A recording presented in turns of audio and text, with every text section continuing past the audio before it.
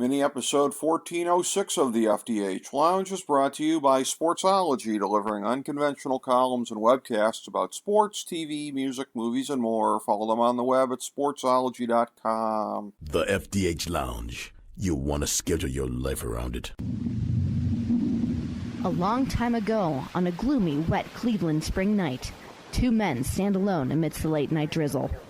Their voices echo across the vacant station parking lot as they debate the merits of the great American radio show that have been missing for far too long. On that night, an idea was born. That idea became the FDH Lounge.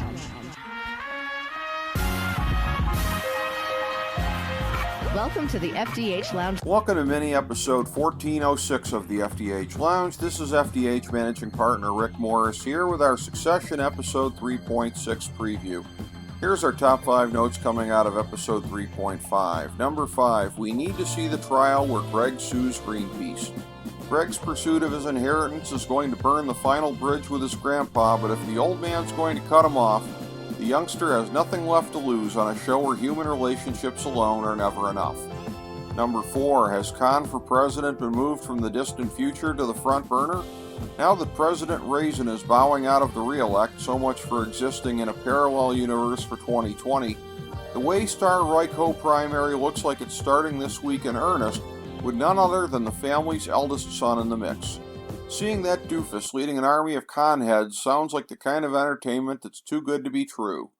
Number 3, between driving her husband to a creepy scheme to impregnate her to save the marriage, and failing to earn credit from her father for the deal that kept the company and the family, Shiv continues her Season 3 downward spiral.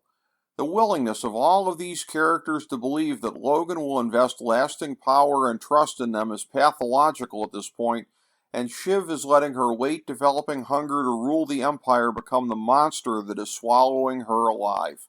And things aren't much better for Tom, who can't stop thinking about how many scepters he's going to be forced to hold in prison. Number 2, Kendall was the biggest loser by the end of the episode, baited into one more cruel trap by Logan after embarrassing himself on stage.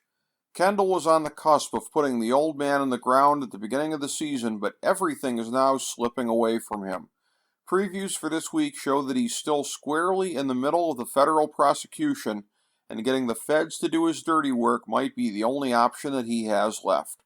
Number 1, the shareholders' meeting is now behind us. The federal investigation is going to have to carry the second half of the season.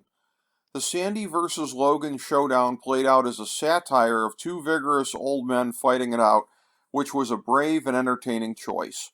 Now the investigation takes center stage, with everyone jockeying to stay out of jail and sacrifice their enemies. A vengeful president will surely be putting his thumb on the scale, so Logan is right not to be popping the bubbly right now. One big fight is over, but another one is just getting started. Thank you for joining us for this mini episode of the FDH Lounge.